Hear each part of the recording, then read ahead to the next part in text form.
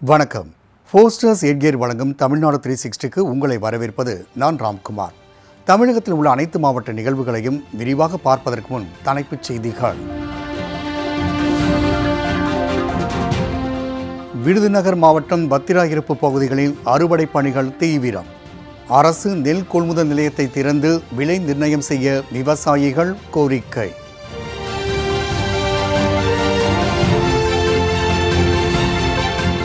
திருவண்ணாமலை மாவட்டம் செங்கம் அருகே பிரதான சாலையில் கொட்டப்படும் மருத்துவ கழிவுகள். குப்பைகளை கொட்டுவோர் மீது கடும் நடவடிக்கை எடுக்க வேண்டும் என சமூக ஆர்வலர்கள் கோரிக்கை.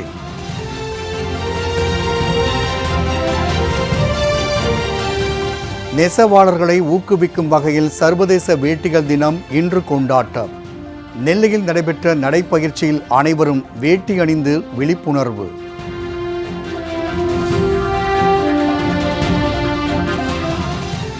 சிவகங்கை மாவட்டம் சிங்கப்பெருமாள் கோவில் அருகே விபத்துகளை தடுக்க அமைக்கப்பட்ட சிக்னல். ஒரு மாதமாகியும் மின் இணைப்பு வழங்காததால் தொடரும் போக்குவரத்து நெரிசல்.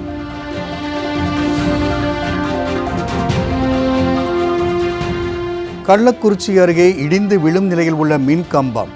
அசம்பாவிதம் ஏற்படும் முன்பாக நடவடிக்கை எடுக்க வலியுறுத்தல்.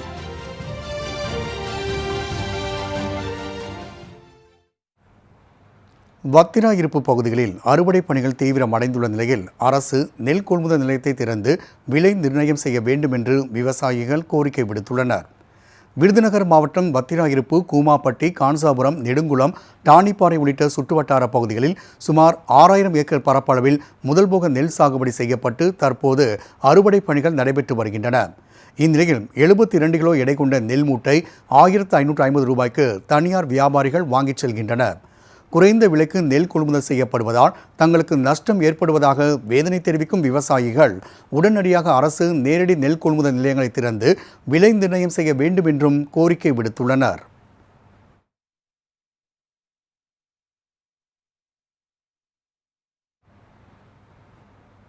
செங்கம் அருகே மருத்துவ கழிவுகள் மற்றும் குப்பைகளை கொட்டுவோர் மீது கடும் நடவடிக்கை எடுக்க வேண்டும் என்று சமூக ஆர்வலர்கள் கோரிக்கை விடுத்துள்ளனர். திருவண்ணாமலை மாவட்டம் செங்கம் அருகே உள்ள புதுப்பாளையம் அடுத்த காஞ்சி கிராமத்தில் பிரசித்தி பெற்ற குன்றுமேடு பாலசுப்பிரமணியர் கோவில் அமைந்துள்ளது. இந்து சமய அறநிலைத்துறையின் கட்டுப்பாட்டில் செயல்பட்டு வரும் இக்கோவிலின் பின்புறம் தனியார் பள்ளி, தனியார் மருத்துவமனைகள், வணிக வளாகங்கள் செயல்பட்டு வருவதோடு திருவண்ணாமலை, செங்கம் மற்றும் போலூர் முக்கிய சாலைகளும் அமைந்துள்ளன. இந்நிலையில் குன்றுமேடு பகுதியை ஒட்டி செல்லும் கிரிவல சாலையோரம் மருத்துவ கழிவுகள் குவியல் குவியலாக கொட்டப்பட்டு வருகின்றன. அத்துடன் பல்வேறு குப்பைகளும் கொட்டப்பட்டு வருவதால் துர்நாற்றம் வீசுவதோடு சுகாதார சீர்கேடு நிலவி வருகின்றது. இதனால் அனைத்து தரப்பு மக்களும் பாதிக்கப்பட்டு வரும் நிலையில் குப்பை கொட்டும் நபர்களை கண்டறிந்து அவர்கள் மீது கடும் நடவடிக்கை எடுக்க வேண்டும் என்று சமூக ஆர்வலர்கள் கோரிக்கை விடுத்துள்ளனர்.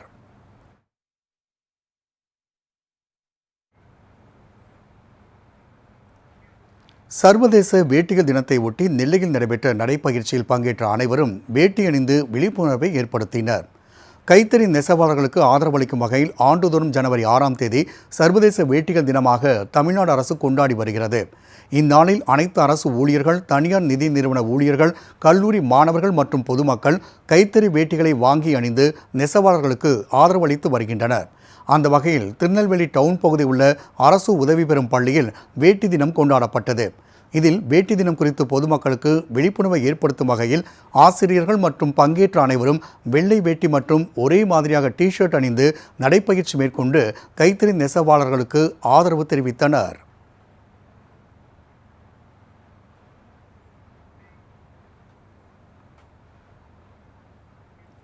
சிங்கப்பெருமாள் கோவில் அருகே சாலை சந்திப்பில் சிக்னல் அமைத்தும் மின் இணைப்பு வழங்கப்படாததால் போக்குவரத்து நெரிசல் குறையவில்லை என்று வாகன ஓட்டிகள் புகார் தெரிவிக்கின்றனர்.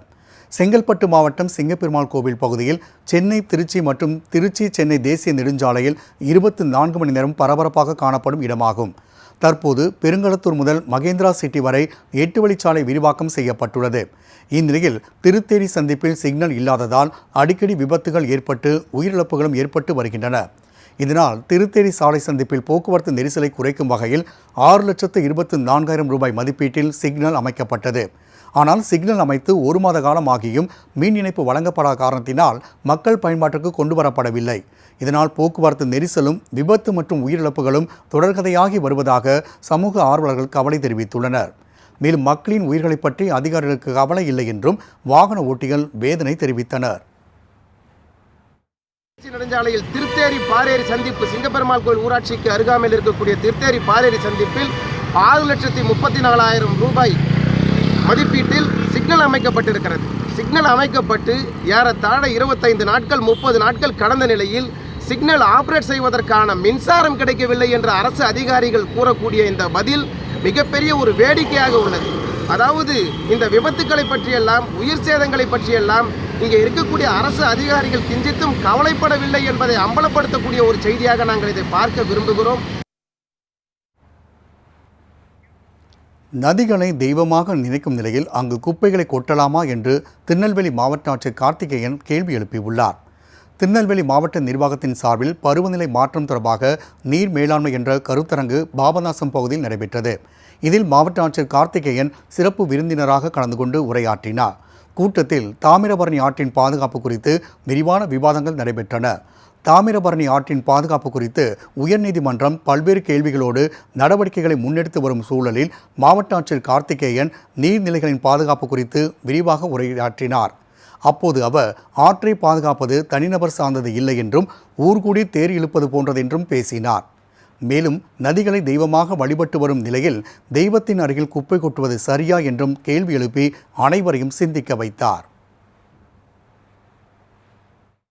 பெண்கள் போயிட்டு ஒரு நதியை நதியாக பார்த்து நிறைய நீங்க மீன்ஸ் எல்லாம் பார்த்திருப்பீங்க. இல்லையா, நதியை நதியாக பார்க்கும் ஊரில் இருக்கும் நதி, நதியை கடவுளாக பார்க்கும் ஊரில் இருக்கும் நதி. நம்ம வீட்டுல ஒரு மகாலட்சுமியோட படத்தை வச்சிருக்கோம். நம்ம குப்பையும் பழைய துணியும் கொண்டு மகாலட்சுமி படத்துல போடுவோமா? ஏன் நதியில மட்டும் போடுறோம்? எந்த மூட ஜோசியன் அந்த மாதிரி சொல்றாங்க? நம்ம சொல்றது கரெக்ட் தானே? நதியில் கொண்டு போய் குப்பையை கொட்டு என்று சொன்னால் அவர் மூடர் அல்லாமல் புத்திசாலியா, நல்ல மனதில் இருக்கக்கூடியதா? லட்சுமியுடைய மடியில கொண்டு போய் நீ குப்பையை கொட்டுன்னு சொன்னா அவர் நல்ல ஜோசியக்காரரா, மோசமான ஜோசியக்காரரா? கள்ளக்குறிச்சி அருகே இடிந்து விழும் நிலையில் மின்கம்பம் உள்ளதால் அசம்பாவிதம் ஏற்படும் முன்பாக நடவடிக்கை எடுக்க வேண்டும் என்று சமூக ஆர்வலர்கள் கோரிக்கை விடுத்துள்ளனர். கள்ளக்குறிச்சி அருகே உள்ள அலம்பலம் எனும் கிராமத்தின் பிரதான சாலையில் மின்கம்பம் ஒன்று மிகவும் பழுதடைந்து சிமெண்ட் காரைகள் பெயர்ந்து எந்த நேரத்திலும் இடிந்து விழும் ஆபத்தான நிலையில் காணப்படுகிறது. குழந்தைகள், முதியோர், பெண்கள் என அனைத்து தரப்பு மக்களும் உள்ள நிலையில் மின்கம்பம் முறிந்து விழுந்து மின்கம்பிகள் அறுந்து விழுந்தால் பெரும் அசம்பாவிதம் ஏற்பட வாய்ப்பு உள்ளது. எனவே அசம்பாவிதம் ஏற்படும் முன்பாக மின்கம்பத்தை அகற்றிவிட்டு புதிய மின்கம்பம் அமைக்க வேண்டும் என்று சமூக ஆர்வலர்கள் கோரிக்கை விடுத்துள்ளனர்.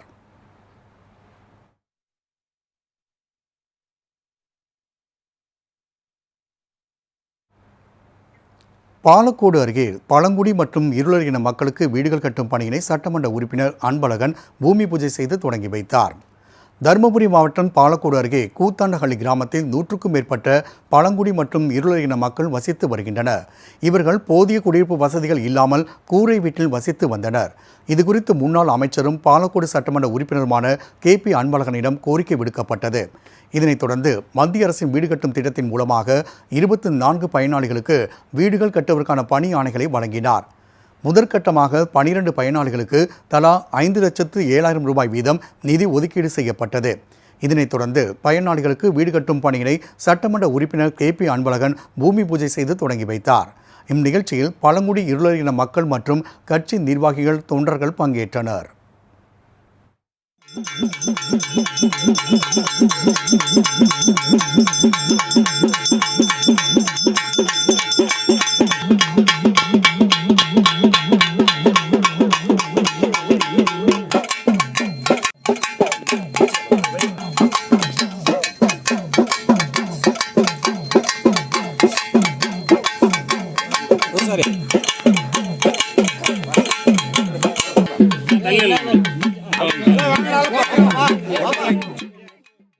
சிதம்பரத்தில் 930 மில்லிகிராம் எடை கொண்ட தங்கத்தில் நடராஜர் தேர் செய்து அசத்தியுள்ளார் தங்க நகை தொழிலாளி முத்துக்குமரன். கடலூர் மாவட்டம் சிதம்பரம் விஸ்வநாதன் தெருவில் வசித்து வருபவர் முத்துக்குமரன். இவர் பல ஆண்டுகளாக நகை செய்யும் தொழில் நடத்தி வருகிறார். மிகவும் குறைவான எடையில் தங்கத்தின் பல்வேறு வடிவங்களை தத்ரூபமாக செய்து அசத்தும் இவர் தற்போது மிகச்சிறிய அளவிலான நடராஜர் தேர் ஒன்றை செய்து அசத்தியுள்ளார். சிதம்பரம் நடராஜர் கோவிலின் தேரோட்டம் வருகிற 12ஆம் தேதி நடைபெறவுள்ள நிலையில் நகை தொழிலாளி முத்துக்குமரன் 900 மில்லிகிராம் தங்கத்தில் சிறிய தேர் ஒன்றை வடிவமைத்துள்ளார். 2.5 மில்லிமீட்டர் மட்டுமே உயரம் கொண்ட இந்த தேர் 4 சக்கரங்கள் பொருத்தப்பட்டு வடம் பிடித்து இழுக்கும் வகையில் செய்யப்பட்டுள்ளது. பார்ப்பதற்கு அழகாக காணப்படும் இந்த தேருக்குள் வெறும் 30 மில்லிகிராமில் சொர்ணலிங்கத்தையும் வடிவமைத்துள்ளார் முத்துக்குமரன். இதன் மூலம் இந்த தேர் 930 மில்லிகிராமில் அமைந்துள்ளது. கருணாநிதி உருவம், முதலமைச்சர் ஜெயலலிதா, முன்னாள் முதலமைச்சர் ஜெயலலிதா உருவங்கள், மக்கா மதீனா, வேளாங்கண்ணி சர்ச், இதெல்லாம் ஏற்கனவே நிறையா செஞ்சுருக்கேன். இப்போ சமீபத்தில் ஒரு சிறிய தேர், அதாவது 1 கிராம் கம்மி 930 மில்லிகிராமில் செஞ்சுருக்கேன். இது உலகத்திலே மிக சிறிய தங்கத்தேர். அடுத்ததாக பார்த்தீங்கன்னாக்கா அதுக்குள்ளே 30 மில்லியில் மிக சிறிய சிவலிங்கம், சொர்ணலிங்கம், சொர்ணம்ன்றது தங்கம், இரண்டுமே உலகத்திலே மிக சிறுசு. இதை விட சின்னது இது வரைக்கும் கிடையாது. இதை நான் செஞ்சுருக்கேன். இது செய்யறதுக்கு எனக்கு ஒரு 4 நாள் ஆச்சு. இந்த திருவிழா நேரத்தில் இந்த மாதிரி செஞ்சதை நான் மிகப்பெரிய சந்தோஷப்படுறேன்.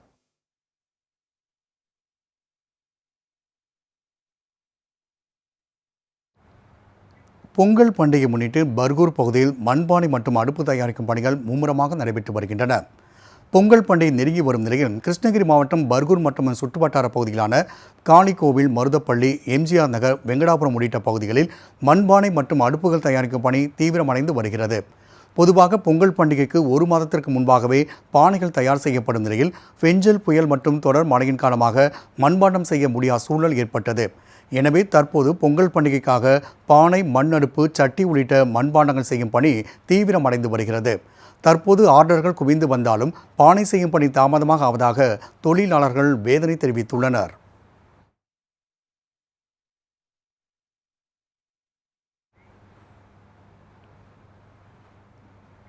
போச்சம்பள்ளி பகுதிகளில் மழை மற்றும் பனிப்பொழிவினால் மாமரங்களில் பூச்சி தாக்குதல் ஏற்பட்டு பூக்கள் கருகி வருவதால் விவசாயிகள் வேதனை அடைந்துள்ளனர். கிருஷ்ணகிரி மாவட்டம் சுமார் 34 ஹெக்டேர் மேல் மா சாகுபடி செய்யப்பட்டு வருகிறது. மாம்பூக்கள் டிசம்பர் முதல் வாரத்திலிருந்து மார்ச் வரை நீடிக்கும். இருப்பினும் பூக்கள் தொடங்கும் நேரத்தை பொறுத்து ஜனவரி முதல் மே மாதம் வரை பழ வளர்ச்சி தொடங்குகிறது. இங்கு விளையும் மாங்கனிகள் மிகவும் சுவையாகவும் தரமாகவும் உள்ளதால் வெளி மாநிலங்கள் மற்றும் வெளிநாடுகளுக்கும் ஏற்றுமதி செய்யப்பட்டு வருகிறது. இந்நிலையில் இந்த ஆண்டு தற்போது மாமரங்களில் பூக்கள் பூத்து வரும் நிலையில் போச்சம்பள்ளி பகுதிகளில் மழை மற்றும் பனிப்பொழிவின் காரணமாக மாமரங்களில் பூச்சி தாக்குதல் ஏற்பட்டுள்ளது. இதனால் மாமரங்களில் உள்ள பூக்கள் கருகி வருவதால் விவசாயிகள் வேதனை அடைந்துள்ளனர். இதனை தடுக்க வேளாண் அதிகாரிகள் முறையாக ஆய்வு மேற்கொண்டு உரிய நடவடிக்கை எடுக்க வேண்டும் என்றும் மா விவசாயிகள் கோரிக்கை விடுத்துள்ளனர். போஸ்டர்ஸ் ஹெட்கியர் வழங்கும் தமிழ்நாடு 360 அடுத்து வருவது உங்கள் ஊர் நிகழ்வுகளை விரைவாக வழங்கும் உள்ளூர் எக்ஸ்பிரஸ்.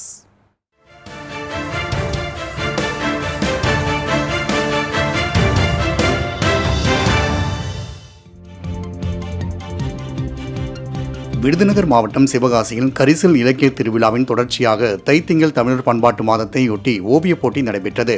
மாவட்ட நிர்வாகம் சார்பில் நடைபெற்ற இந்த போட்டியில் தமிழர்களின் பெருமைகளை பறைசாற்றும் வகையில் ஓவியப் போட்டி நடைபெற்றது. பள்ளி, கல்லூரி மாணவ மாணவியர் மற்றும் பொதுமக்கள் என 3 பிரிவுகளின் போட்டிகள் நடைபெற்றன. இதில் 500க்கும் மேற்பட்டோர் பங்கேற்று தமிழ், தமிழர், தமிழ்நாடு பண்பாடும் பெருமிதங்களும் என்ற தலைப்பில் ஓவியங்களை வரைந்து அசத்தினர். இதில் ஒவ்வொரு பிரிவிலும் முதல் 3 இடங்களை பிடித்தவர்களுக்கு ரொக்க பரிசுகள் வழங்கப்படும் என்று அறிவிக்கப்பட்டது. அத்துடன் தேர்வு செய்யப்பட்ட ஓவியங்கள் பொங்கல் விழா கண்காட்சியில் வைக்கப்படும் என்றும் தெரிவிக்கப்பட்டுள்ளது.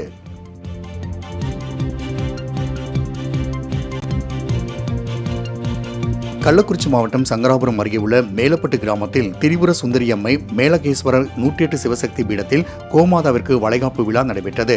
குழந்தை பாக்கியம் இல்லாத தம்பதியருக்காக நடைபெறும் இந்த வளைகாப்பு நிகழ்ச்சியில் குழந்தை பாக்கியம் வேண்டி பசுவிற்கு தேவையான தவிடு, தீவனம், அன்னதானத்திற்கு தேவையான அரிசி, எண்ணெய், மளிகை பொருட்களை சீர்வரிசையாக ஊர்வலமாக எடுத்துக்கொண்டு கோவிலை வந்தடைந்தனர்.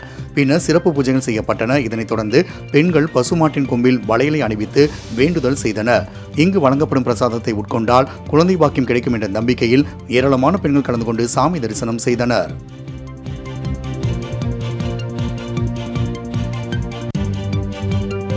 தென்காசி மாவட்டம் பாவூர்சத்திரம் அருகே அமைந்துள்ள அருணா பெரிய அழகு முத்துமாரியம்மன் கோவில் திருவிழா கொடியேற்றத்துடன் கோலாகலமாக தொடங்கியது. இதில் பாரம்பரிய வில்லிசை, நையாண்டி மேளம், செண்டை மேளங்கள் முழங்க சிறுமிகள், பெண்கள் கோலாட்டத்தோடு மகா யாகசாலை பூஜைகள் நடைபெற்றன. இதனைத் தொடர்ந்து கோவில் தர்மகர்த்தா அம்மன் வேடம் அணிந்து தலையில் பானையை வைத்து கொடியேற்று வைபவத்தை தொடங்கி வைத்தார். இந்நிகழ்வில் பாவூர்சத்திரம் சுற்றுவட்டார பகுதியைச் சேர்ந்த திரளான பக்தர்கள் கலந்து கொண்டு சாமி தரிசனம் செய்தனர்.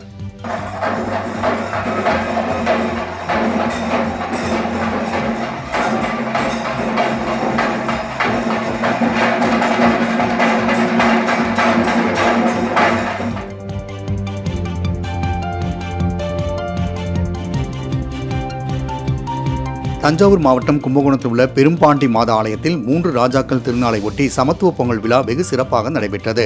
இயேசு கிறிஸ்து பெத்லகேமில் பிறந்தார் என்ற செய்தியை அறிந்த 3 ராஜாக்கள் குழந்தை இயேசுவை கண்டு வணங்கி ஊர் திரும்பும் நிகழ்வே 3 ராஜாக்கள் பண்டிகையாக கொண்டாடப்பட்டு வருகிறது. அந்த வகையில் பெரும்பாண்டி மாத ஆலயத்தில் சமத்துவ பொங்கல் விழா நடைபெற்றது. இதில் ஆலய பங்கு தந்தைகள் பெர்னாண்டஸ், கோஸ்மான் மற்றும் குழந்தை மறைமாவட்ட ஆயர் ஜீவானந்தம், தமிழ் சுவிசேஷ லுத்தரன் திருச்சபை ஆயர் ஜான்சன் சாமுவேல் ஆகியோர் கலந்து கொண்டு சிறப்பித்தனர்.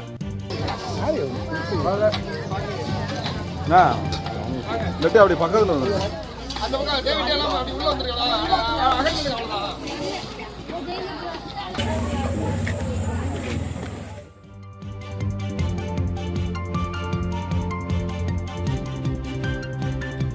சிவகங்கை மாவட்டம் திருப்பத்தூரில் நாம் தமிழர் கட்சியின் சார்பில் சமத்துவ பொங்கல் விழா நடைபெற்றது. திருப்பத்தூர் அண்ணா சிலை அருகே நடைபெற்ற இந்த சமத்துவ பொங்கல் விழாவில் 25க்கும் மேற்பட்ட பெண்கள் பாரம்பரிய உடை அணிந்து புதுப்பானையில் புத்தரிசி இட்டு பொங்கல் வைத்தனர். பின்னர் பால் பொங்கி அடிப்படையில் பரிசுகள் வழங்கப்பட்டன. இந்த பொங்கல் விழாவினில் பொதுமக்கள் குழந்தைகளோடு குடும்பமாக பங்கேற்று சிறப்பாக கொண்டாடினர்.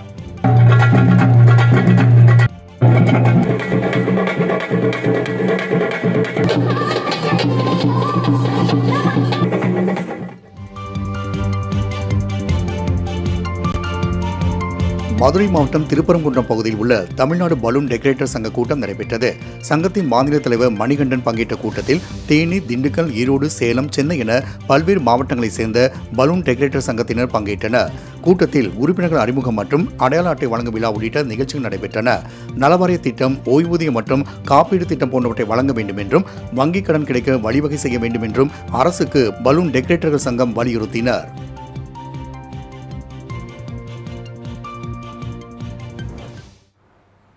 போஸ்டர்ஸ் எட்கேர் வழங்கும் தமிழ்நாடு 360யில் மாவட்டங்களில் நடைபெற்ற விளையாட்டு செய்திகளை வழங்க வருகிறது விளையாட்டுக் களம்.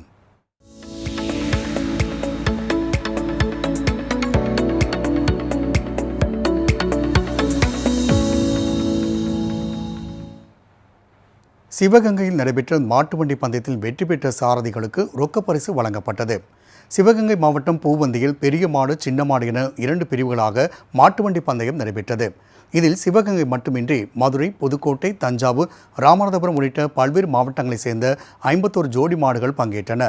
பெரிய மாட்டுக்கு 8 கிலோமீட்டரும் சிறிய மாட்டுக்கு 6 கிலோமீட்டரும் இலக்காக நிர்ணயம் செய்யப்பட்டது.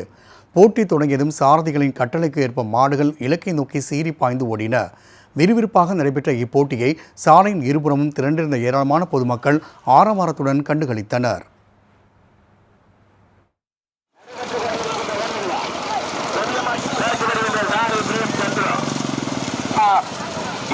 அவினாஷ் நண்பர்கள் போனாரா